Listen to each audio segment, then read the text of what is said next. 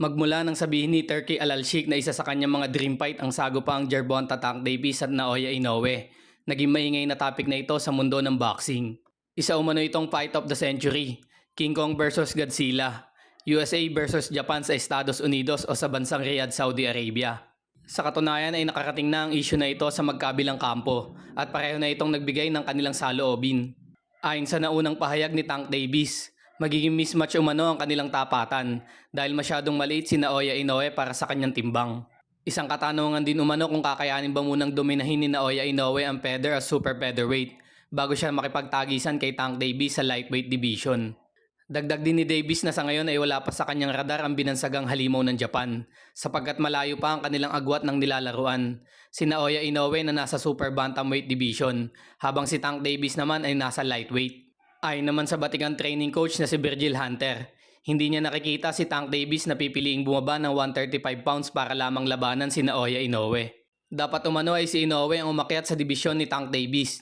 At kung hangad niya malalakas na fighter ay isa si Davis sa dapat niyang labanan na walang catchweight limit. Banat pa ni Hunter kay Naoya Inoue, ikaw ang superstar ng Japan. Si Tank Davis naman na may pangalan sa Estados Unidos. Kung nais mo ang legacy at hindi ang pera, lumabas ka ng Japan at labanan mo si Tank Davis nang walang pag-aalinlangan.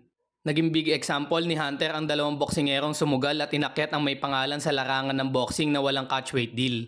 Ito ay si Guillermo Rigondo na lumaban kay Vasily Lomachenko sa Super Feather galing Super Bantamweight Division noong taong 2017. At Jermel Charlo na umakyat ng Super Middle mula Super Welter para labanan ng superstar na si Saul Canelo Alvarez.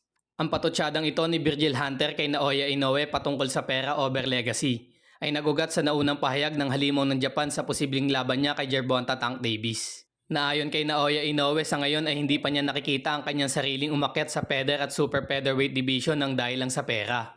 Maraming boksingero na umano ang lumaban dahil lang sa pera, subalit hindi nagawang makapag-perform na maayos at nabigo lamang. Ang dahilan umano ng kanyang pagboboxing ay hindi lamang sa salapi, kundi makilala at may konkreto ang kanyang pangalan sa larangan ng boxing.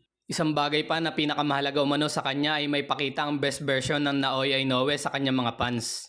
Totoo din umano na hangad niya mapalaban sa mga magagaling at malalakas na fighter. Subalit kaya umano may mga weight class ang bawat division upang pagbuklo din ng mga ito at lumaban sa kani-kanilang timbang na hindi nahihirapan. Dagdag pa ni Naoya Inoue sa patuloy na pag-uugnay sa kanya sa mega fight kay Gervonta Tank Davis. Malabo umano talaga itong mangyari sa catchweight at hype lang ito ng mga fans na pagtapatin silang dalawa. Naniniwala din si Naoya Inoue na mas malayo ang kanyang narating kumpara kay Tank Davis. Dahil kung titignan sa ranking ng pound for pound, halos nasa top ang kanyang pangalan samantalang si Tank Davis ay nasa pang-8. Kaya kung ninanais umano ni Tank Davis na magkatotoo ang dream fight na ito, kailangan pa niya magpataas sa ranking bago siya harapin ni Naoya Inoue. Sa inyong palagay mga kaboxing, posible kaya ang matchup na ito? Kung ito ay matutuloy, kanino niyo ibibigay ang inyong suporta? Sa tangke ng Estados Unidos o sa halimaw ng Japan?